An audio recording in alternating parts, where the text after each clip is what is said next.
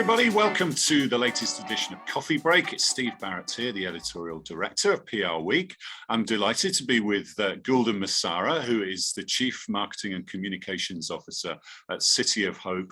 And really great to see you again, Gulden. It's been a while and to talk about your role. And welcome to Coffee Break. How are you doing?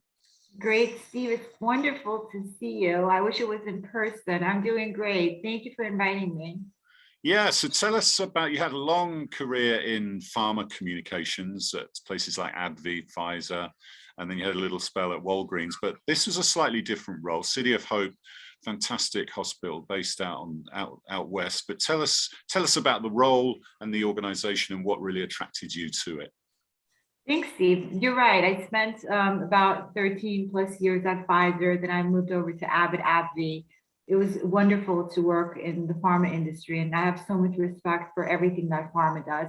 And working at Walgreens really exposed me to a different facet of healthcare, pharmacy, and retail. City of Hope, though, is very, very different and very unique in that we not only, develop a lot of different, medications because we're very research based. We have our own GMP facilities. We have our own graduate school and school of continuing education, but also it's much more than a hospital. We do have a hospital in LA. We also have a clinical network that spans over 35 different locations across Southern California. We're building a $1 billion new hospital in Irvine, and we've just recently acquired Cancer Treatment Centers of America that now puts City of Hope on a national footprint, with new locations in Illinois, Georgia, and Atlanta. So, coming over to City of Hope has certainly been different for me in the sense that it's a different part of healthcare that I get to see that is closer to patients than I've ever been before. And I think that it's, for me in my career, it's the perfect time to be doing that. Yeah, and sounds like an exciting time for the organization. It's also the first time you've done a joint comms and a marketing role, isn't it? So tell us a little bit about that and how different that is and how you integrate those two functions to the best effect. Thank you, Steve. I do like the combination of the communications and marketing officer role in one. You may not know this, but I actually started off in marketing. So when I started off at Pfizer, I started off in marketing. I had a master's degree at the time in communications from the Newhouse School at Syracuse. But I still wanted to explore marketing. And then I moved into government affairs and then into public affairs and communication. And going over to AbbVie, I was actually running marketing communications globally. So it was a nice combination in that sense. And obviously the Walgreens role was a chief communications officer role, but I was also in the process of getting my MBA at the time from Kellogg at Northwestern University. Oh, wow. So I was, flirting with the idea. How did you fit all that in? That's incredible. It was the craziest year, I have to tell you. I was mid MBA when I moved from AbbVie to Walgreens Boots Alliance. So not only was I in the second year of doing that big program, but I was also changing companies and industries. And again, I don't recommend that to anyone while I was also raising my two children. So, but it was a crazy, wonderful period. But it made me want to do more in marketing and as well as communication. So that's why for me, this is a wonderful role. And also to see how the two capabilities come together to really impact how we communicate and how we market has been wonderful to be able to manage with my team. Yeah, and you've been based in Chicago for a long time, haven't you? But now you're sort of shuttling between LA and Chicago in this role, with City of Hope's main operation being there. Although, as you said, with that acquisition, it's now a national organization. That's indeed true. Actually, it's very interesting when you think about where I really come from, Steve, because as you know, I'm originally from Istanbul in Turkey. So when I first started off in my career, it was a lot of international work, a lot of work in Europe, Asia, the Middle East, and Latin America. I've increasingly focused more and more on, the US. And you're right, I spent the last 10 years in Chicago. But it's really nice to be out in LA. There's a lot to see, a lot to do. And now that we're a national organization, I'm spending a lot of time traveling again. Yeah, well, that's an amazing city, Istanbul. If people haven't been there, that is an absolutely incredible city to visit. So I heartily recommend it. But apart from everything else that you just mentioned, there was this little thing called COVID going on around the same time, wasn't there? So how did that impact? First of all, it must have been quite a tricky time to start a new role, but also how did COVID, because health services pretty much turned their attention to COVID because they had to, didn't they? And City of Hope probably helped out, but it's a cancer hospital. So what was the impact of COVID, and how did you communicate around that to make sure people were still getting their checks and their essential, healthcare services? Yeah, you're right. I started my job in September of 2020, right in the middle of COVID. I started virtually, and that in and of itself, I'm sure many of our, viewers have dealt with that experience, taking over a new team and learning a new institution remotely was definitely challenging, but it had its own set of benefits from that sense. Because I got to know people on Zoom one-on-one. City of Hope did a wonderful job with virtual orientation, and I was able to fly out as much as I possibly could, as safely as possible. But you're right, from a patient perspective, we saw declines in cancer screenings because people were just too scared. And when you don't want to leave your house and you don't want to be exposed, especially to a hospital setting during COVID, and all the guidelines, were basically recommending at the time against you going out and being outside unless you had masks. And remember, when this first started, there weren't even vaccines out there. And so there weren't enough masks either, were there? Wearing masks was anything. Yeah, it was crazy. Exactly. And it's amazing to see how much the pharma industry has done to be able to accelerate, the vaccine. It's amazing and phenomenal. But at the time, unfortunately, one of the impacts that COVID had was on cancer screenings. We saw a significant decline across the board. And it's like double-digit declines in screenings. And at the time, I don't know if you recall, but a lot of hospitals were actually advertising around, cancer doesn't stop, don't delay your screening. And one of the benefits now of coming out of, the initial part of COVID is screenings are back up, and which is so important because the earlier you can detect cancer, you have a better chance of getting cured or fully treated, which is so important in what we do to be able to reach and communicate that to more patients and potential patients. Did you do any specific campaigning or activations that you were particularly proud of or that worked particularly well, in that context?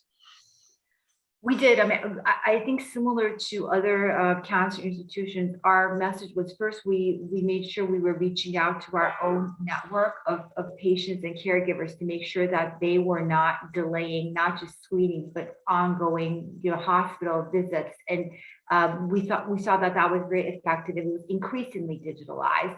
And then also with regards to reaching potential patients, we did a lot to just educate folks on. We have blogs, we have community sites that we create just to create put more information out there to get people in.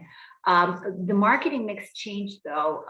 Historically it had been more out of home placements and billboards and whatnot. With people being at home more and more, our focus on digital outreach definitely increased, and we've seen that continue and be very effective. Yeah, because it's called out of home, isn't it? And everyone, well, not everyone, people forget that 60% of the population was actually out there working, including a lot of your essential workers, but a lot of people were at home. So were there things that you would say changed during COVID which will probably continue? You might say maybe actually the digital marketing or comms has worked really well, and that's the way to go. And also the way people access care or services has gone more digital, hasn't it? Or telehealth or whatever. Have you seen many developments in that sort of area? Definitely, with regards to wanting more digital information and wanting more telehealth, and we've seen telehealth become more and more important even prior to COVID. And City of Hope actually launched a company called Access Hope a couple of years ago, which is all about getting secondary cancer opinion. And we have about 75 clients, 23 of them are Fortune 100 companies. And we've seen that services like that increasingly offer virtual recommendation solutions definitely are sought after. However, in what we do, you still need people to come into the hospital. You still need people to come into the clinic. In-home care obviously is something that's very important in the cancer space. So that's something that Cancer Treatment Centers of America has done a lot of work around, and City of Hope will continue to do as well.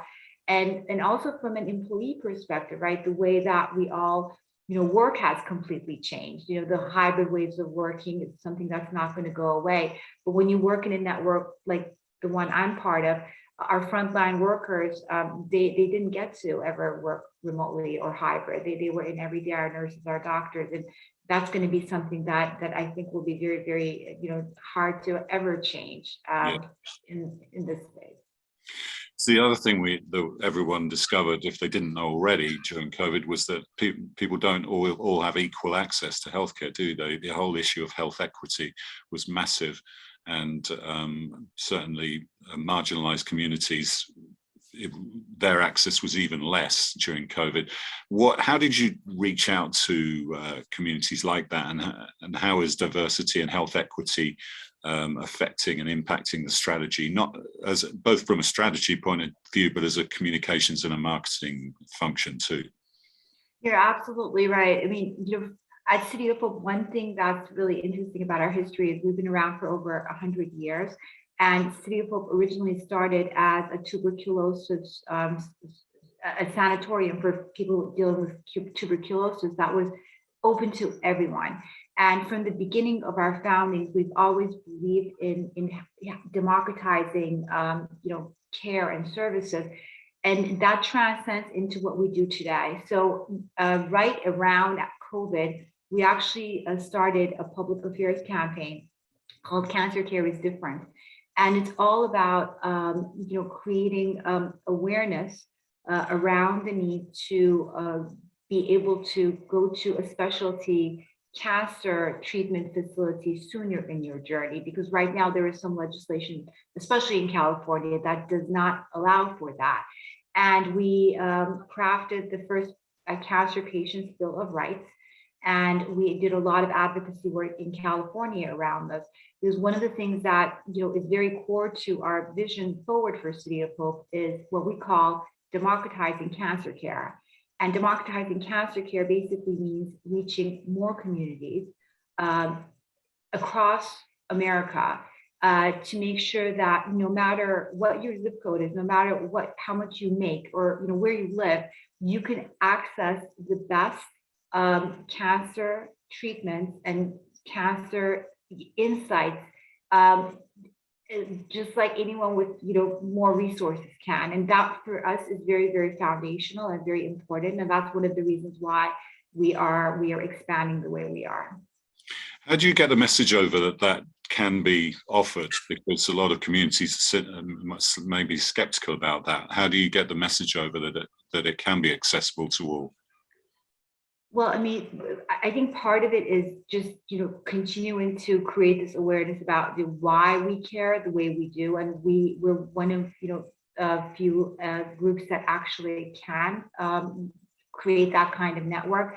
But also, it's not just us alone. We need to make sure that we're, working with insurance companies and others to make sure that if there are gaps or if there are barriers, hopefully we can be part of the solution in getting those removed. But we do think that community-based care is going to increasingly be important, and we want to be in as many communities as possible to provide access. Well, Gulden, the work you're doing is incredible. It's really important, and everybody at City of Hope and the other hospitals. So we thank you for that, and all the essential workers and frontline workers who continue to do an amazing job. And we mustn't forget about them. People had a heightened awareness of that during COVID, but we mustn't forget about them. So keep up the great work, and great to catch up with you and find out about the new role, well, the newish role. Thanks, Steve. And if you're ever in LA, we look forward to having you visit us at City of Hope. I would love to do that. Really would. Thank you so much.